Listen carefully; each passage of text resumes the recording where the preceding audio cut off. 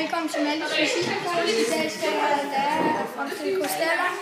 Og vi starter med at lægge ca. 50 ml op i et målebær. Og så tager vi en bundsukker her og sætter den på gas. Og den tænder vi så. Og så tager jeg en træfod og sætter over. Så tager vi vores vand og sætter på. Men inden det, så skal vi altid huske sikkerhedsbriller, så dem er jeg lige tage på. Så varmer vi så vandet op. Her er cirka 30 grader, og der bruger vi bare en ganske normal termometer. Og det må ikke være ildsøgt, for hvis det springer, så det går ikke galt. Så når vi har varmet vandet op, så tager vi det så væk, og så hælder vi. Det er så lidt varmt, cirka 30 grader på en gasbrænder. Så tager vi op.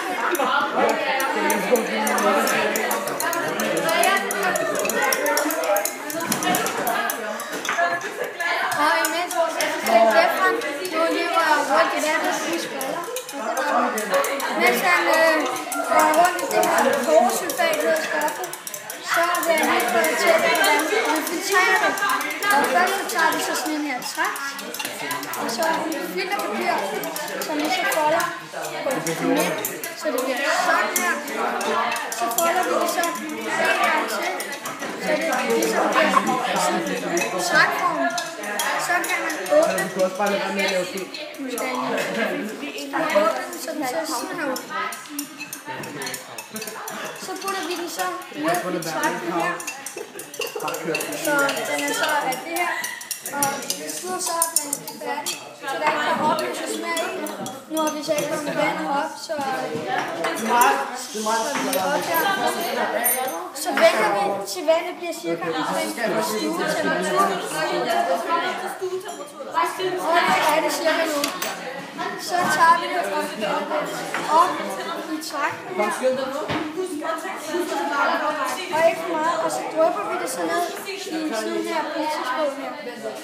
Og det tager lidt tid, så det vil det fra nu. Og sådan er det, så man fremstiller krystaller. Og vi skal også huske at fremstille store krystaller. Nu er Stefan gået rigtig godt i gang med det her arbejde, så nu skal jeg fortælle jer, hvordan vi gør det. Så når vi har lavet det her stof færdigt, så skal vi tage koresulfat i den. Det skal vi så bruge en gang til. Men den her gang skal vi hælde 100 ml vand. Og det er cirka hertil, hvor det står 100. Det skal vi så varme op til 50 grader, og så skal vi hælde vores stof i. Så skal vi blive ved med at røre rundt og rundt og hælde det langsomt i ad gangen. Og det gør vi sammen med sådan her pind. Ja, og så skal man huske at hælde det lidt i ad gangen. Og ja, så når vi har gjort det, så skal jeg lade det afkoge til stuetemperatur. Og så får vi en blanding. Så har man lavet sine andre krystaller, som Stefan er i gang med. Og dem putter man så på en snor.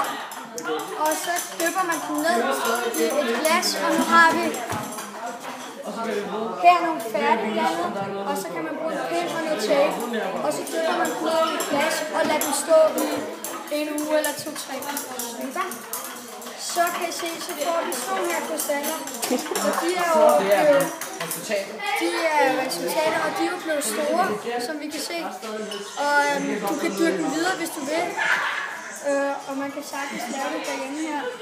Og så kan du få rigtig store krystaller. Vi har engang lavet en, der var så stor. Det her koresulfat, som vi lige har i dåben her, det kan man købe på et ganske normalt apotek. Så det er ikke så svært. Vi skal også herover til Stefan igen, som nu er færdig. Og så får vi så sådan her blanding, som ser klar ud. Fordi nu har Stefan så ikke filtreret helt færdigt. Det kan du lige gøre, Stefan. Det vil jeg gøre. Så gå lidt på det. Så er den nu filtrere, så om lidt, så vil vi kunne se, at der ligger et bundfald her i filteren. Og det kan simpelthen lade sig gøre, for at vi filtrerer det fra. Og hvis vi lader det her i, så vil det blive en overmættet bande, og så vil vi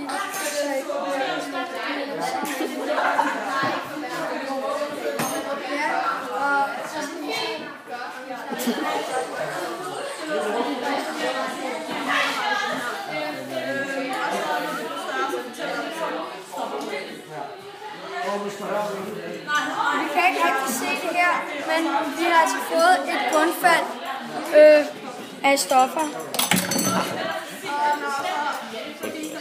Det vil så det, så kan I lære at fremstille krystaller og store krystaller, så vi har fået en... Fra det her resultat, her går det helt